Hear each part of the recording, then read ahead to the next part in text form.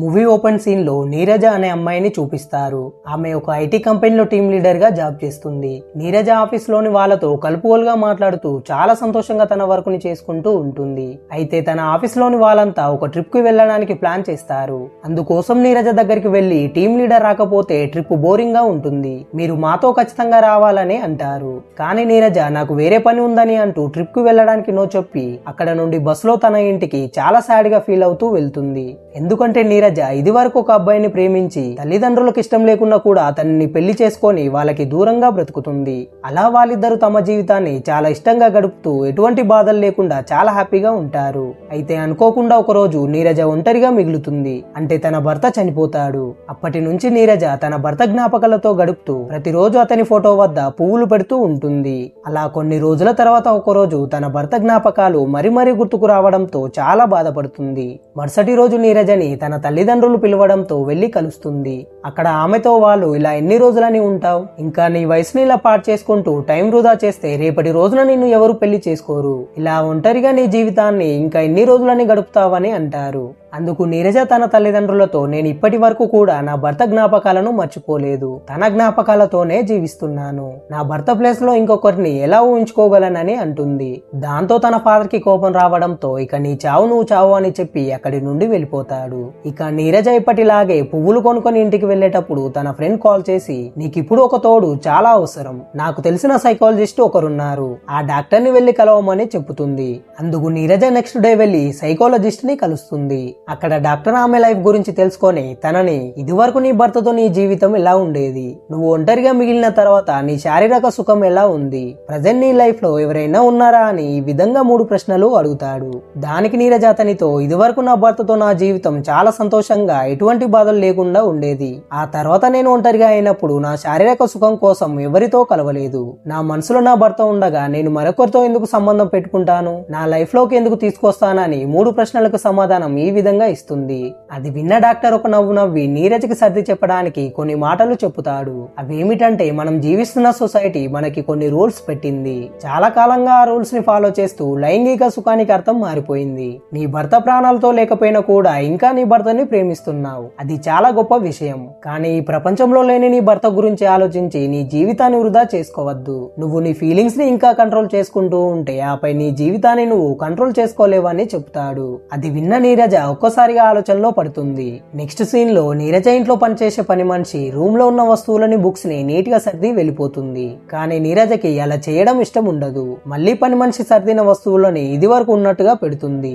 ఎందుకంటే తన భర్త తనతో ఉన్నప్పుడు ఏ విధంగా రూమ్ లో వస్తువులు ఉండేటివో అలా ఉంటేనే తనకి నచ్చుతుంది. తర్వాత నీరజ ఆఫీస్ కు వెళ్లి తన ఫ్రెండ్ తో డాక్టర్ చెప్పిన మాటలను చెప్తుంది.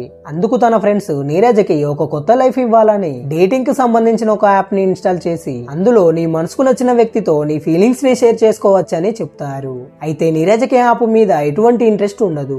ఆమె తిరిగి తన ఇంటికి వెళ్లి మధ్యరాత్రిలో తన భర్తతో గడిపిన క్షణాలను గుర్తు చేసుకుంటూ ఉంటుంది. ఆ టైంలో తన ఫీలింగ్స్ ని అదుపు చేసుకోలేక తనని తానుగా తృప్తి పడే విధంగా చేసుకుంటుంది. అయితే అప్పుడే తన మదర్ కాల్ చేసి ఇప్పటికైనా మా మాట విని పెళ్లి చేసుకో అని పెళ్లి టాపిక్ గురించి మాట్లాడుతుంది.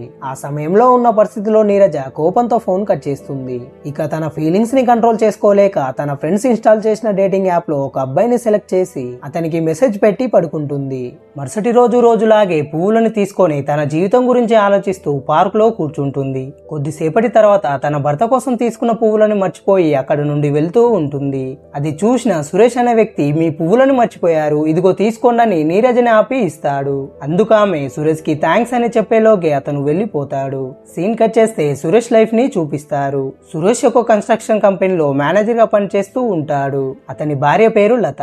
లతకి సురేష్ అంటే చాలా ఇష్టం. తన భర్త కోసం రుచికరమైన వంటల్ని ప్రిపేర్ చేసి అతని రాక కోసం ఎదురు చూస్తూ ఉంటుంది. కానీ సురేష్ కి తన భార్య అంటే ఇష్టం ఉండదు. అతని పేరెంట్స్ బలవంతం చేయడం వల్ల లతని పెళ్లి చేసుకుంటాడు. ప్రతిరోజు ఏదో ఒక వంక పెట్టుకొని తన భార్యని తిడుతూ ఉంటాడు. అందుకు లత ఏమనలేక చాలా బాధపడుతుంది. ఈ విధంగా వీళ్ళిద్దరూ తమ లైఫ్ ని అండర్స్టాండ్ లేని సమస్యలతో గడుపుతూ ఉంటారు. ఇటువైపు నీరజకి ఇదివరకు డేటింగ్ యాప్ లో మెసేజ్ చేసిన వ్యక్తి నుండి రిప్లై వస్తుంది. అప్పుడు నీరజ అతన్ని కలవడానికి కలవడానికి ఇంటికి రమ్మని ఇన్వైట్ చేస్తుంది. అతని పేరు మోహన్. నెక్స్ట్ డే నీరజ మోహన్ ని కలిసి అతన్ని ఇంటికి తీసుకెళ్తుంది. లోపల ఆ వ్యక్తి సోఫాలో కూర్చున్నా గానీ టేబుల్ పైన బుక్స్ ని తీసుకున్నా గానీ అక్కడ నా హస్బెండ్ కూర్చుంటాడు, అవి నా హస్బెండ్ బుక్స్ అని వాటి నుండి మోహన్ ని నీరజ దూరం పెడుతుంది. తర్వాత ఆమె మోహన్ కి ఇల్లంతా చూపిస్తూ ఆమె భర్త ఎలాంటి వాడో ఏం చేసేవాడో అని వివరించి బెడ్రూమ్ లోకి తీసుకెళ్తుంది. అక్కడ వాళ్ళిద్దరూ మాట్లాడుకుంటూ ఇంకొంచెం క్లోజ్ అవుదామని బెడ్ పైన కూర్చుంటారు. సడన్ గా నీరజకి తన భర్తతో బెడ్ మీద గడిపిన క్షణాలు గుర్తుకు రావడంతో వెంటనే లేచి మనం బెడ్ మీద వద్దు సోఫా మీద పడుకుందామని చెప్పి నేల మీద పరుస్తుంది. అది చూసిన మోహన్ నీరజతో నిన్ను కలుసుకున్నందుకు నాకు చాలా సంతోషంగా ఉంది, కానీ నేను నీతో శారీరకంగా కలవలేను. ఎందుకంటే ఇప్పటికీ నీ మనసులో నీ భర్త బ్రతికే ఉన్నాడు. ప్రతి క్షణం నువ్వు నీ భర్త చేసే పనుల గురించి అతని అలవాట్ల గురించి ఆలోచిస్తూనే ఉంటున్నావు, కాబట్టి నేను నీతో కలవలేను, సారీ చెప్పి అక్కడి నుండి వెళ్ళిపోతాడు. దాంతో నీరజ ఏం అర్థం కాని సిచ్యువేషన్ లో పడి బాధపడుతుంది. మరుసటి రోజు పార్క్ లో నీరజ జాగింగ్ చేస్తూ ఉండగా సురేష్ కనబడతాడు. అప్పుడు ఆమె అతని దగ్గరికి వెళ్లి, హాయ్, నన్ను గుర్తుపట్టారా? ఆ రోజు నేను పువ్వులని మర్చిపోయినప్పుడు వాటిని తీసుకొని నాకిచ్చారు, అందుకు నేను థ్యాంక్స్ చెప్పేలోగే మీరు వెళ్లిపోయారని అంటుంది.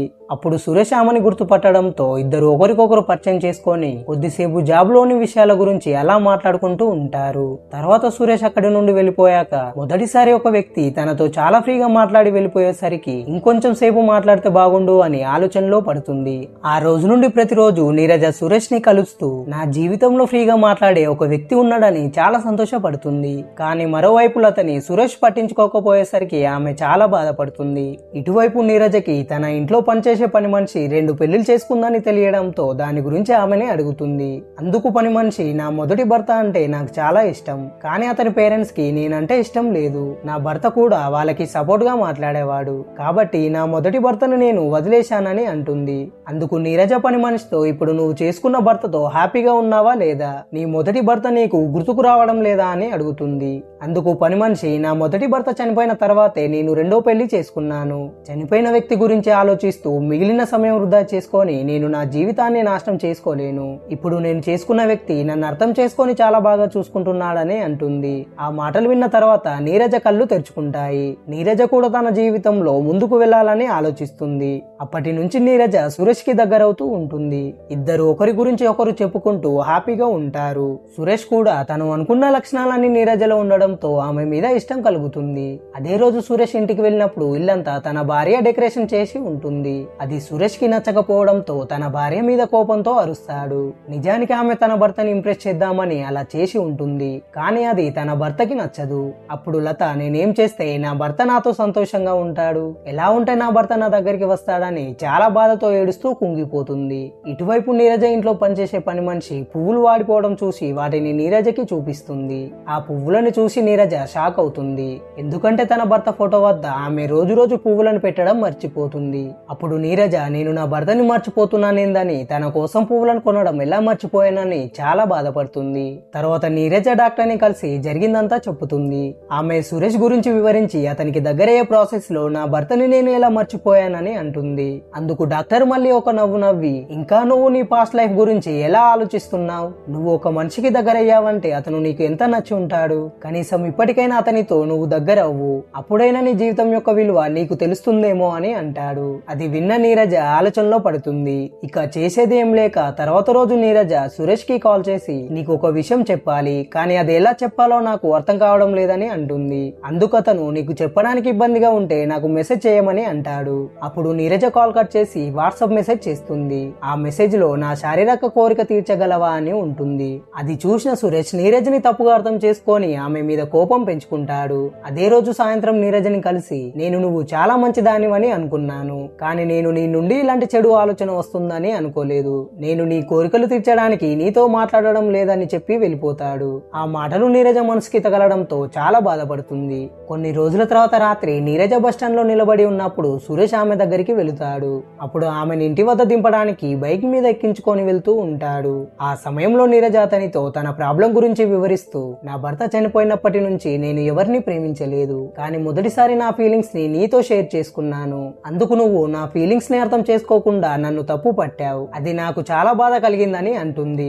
అందుకు సురేష్ ఆమె ప్రాబ్లం గురించి అర్థం చేసుకొని సారీ చెప్పి నీరజని ఇంటి వద్ద దించుతాడు. తర్వాత సురేష్ ఇంటికి వెళ్లి ఆ రోజు రాత్రి తన భార్యతో ఇంటిమేట్ అవుదామని అనుకుంటాడు. కానీ లత మాత్రం అందుకు ఒప్పుకోకుండా పెళ్లి చేసుకున్న కాంచి నన్ను నీ కోరిక తీర్చే బొమ్మలాగే చూశావు. ఏ రోజైనా నా బాధని, నా ఫీలింగ్స్ ని అర్థం చేసుకున్నావా అని అంటుంది. ఆ మాటలకి సురేష్ తన భార్యకి సమాధానం చెప్పలేక ముడుచుకొని పడుకుంటాడు. కొంత సమయం తర్వాత నీరజ అడిగిన శారీరక సంబంధాన్ని యాక్సెప్ట్ చేసి ఆమెకి మెసేజ్ పెడతాడు. మరుసటి రోజు నీరజ ఆ మెసేజ్ ని చూసి చాలా హ్యాపీగా ఫీల్ అయి రేపు కలుద్దామని మెసేజ్ పెడుతుంది. ఆ మెసేజ్ ని చూసిన సురేష్ చాలా ఎక్సైట్ అవుతాడు. అదే రోజు రాత్రి నీరజ ఇంటికి తన మామయ్య వస్తాడు. అప్పుడు ఆమె తన మామయ్యని లోపలికి తీసుకెళ్తుంది. అతను రూమ్ లో ఉన్న తన కొడుకు వస్తువులని చూసి చాలా ఆశ్చర్యపోతాడు. అప్పుడు నీరజతో, నా కొడుకు చనిపోయినా కూడా ఇంకా తన మీద నీ ప్రేమ చనిపోలేదు. నా కొడుకు నిన్ను పెళ్లి చేసుకున్నప్పుడు నువ్వు నాకు నచ్చలేదు, కానీ నా కొడుకు చేసింది కరెక్టే. నిన్ను పెళ్లి చేసుకొని చాలా మంచి పని చేశాడు. కానీ నా కొడుకు ఈ లోకంలో లేడు, అతను నీకు తోడు లేడని చెప్పి వెళ్ళిపోతాడు. అతని మాటలు విన్న నీరజ మళ్ళీ షాక్ లోకి వెళ్తుంది. నా భర్తకి నేను ద్రోహం చేస్తున్నానా అని ఆలోచనలో పడుతుంది. మరుసటి రోజు సురేష్ తన భార్యతో, ఆఫీస్ పని మీద బయటికి వెళ్తున్నాను, ఇవాళ రాత్రి రాలేనని చెప్పి నీరజ దగ్గరికి వెళుతాడు. అక్కడ నీరజ సురేష్ ని, నేను నీతో చేసేది కరెక్టేనా అని అడుగుతుంది. అందుకు అతను, ఈ విషయంలో నేను ఏం చెప్పలేను, నువ్వు ఏ నిర్ణయం తీసుకున్నా కూడా దానిని నేను యాక్సెప్ట్ చేస్తానని అంటాడు. అందుకు నీరజ ఆలోచనలో పడి ఏ సమాధానం ఇవ్వలేకపోతుంది. అలా రాత్రి అవ్వడంతో, సరే నిన్ను నీ ఇంటి వద్ద దించి నేను ఇంటికి వెళ్తానని చెప్పి సురేష్ నీరజని ఆమె ఇంటికి తీసుకెళ్తాడు. కానీ అక్కడ నీరజ ఆలోచించి సురేష్ ని ఇంటిలోకి రమ్మని లోపలికి తీసుకెళ్తుంది. ఆ సమయంలోనే కరెంట్ పోవడంతో సురేష్ నీరజ దగ్గరికి వెళ్తాడు. అప్పుడు నీరజ ఆ మూమెంట్ లో ఆ పని కోసం అతనికి సహకరిస్తుంది.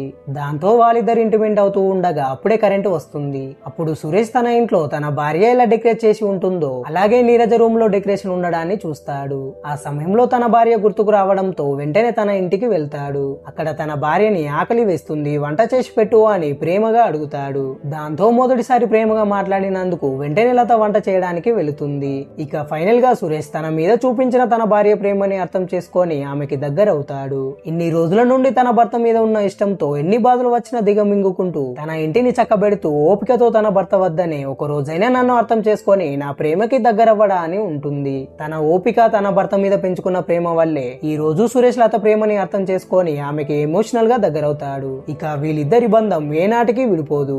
ఇటువైపు నీరజ ఉదయాన్నే నిద్రలేచి తన భర్తకి సంబంధించిన వస్తువులను పడేసి తన రూము మొత్తం తనకి నచ్చినట్టు డెకరేషన్ చేసుకుంటుంది. ఇక తన జీవితం ఇక్కడితో అయిపోలేదని, ఇంకా ఉందని, అందుకోసం ఒక మంచి అబ్బాయిని చూసి పెళ్లి చేసుకుందామని డిసైడ్ అవుతుంది. జీవితం అనేది మనకి నచ్చినట్టు ఉండదు, ఏది కూడా శాశ్వతం కాదు. అందులో మనమే మార్పులు చేసుకుంటూ ఒక మంచి ఆలోచనతో జీవితం కొనసాగించాలనే ఈ అర్థంతోనే ఈ మూవీ ఎండ్ అవుతుంది. ఈ వీడియో మీకు నచ్చినట్లయితే ఒక లైక్ చేసి ఈ మూవీ మీద మీకు కలిగిన ఒపీనియన్ ని కామెంట్ చేయండి. మరిన్ని ఇటువంటి ఇంట్రెస్టింగ్ స్టోరీల కోసం ఛానల్ ని సబ్స్క్రైబ్ చేసుకొని నోటిఫికేషన్ ఆల్ లో ఉంచుకోండి.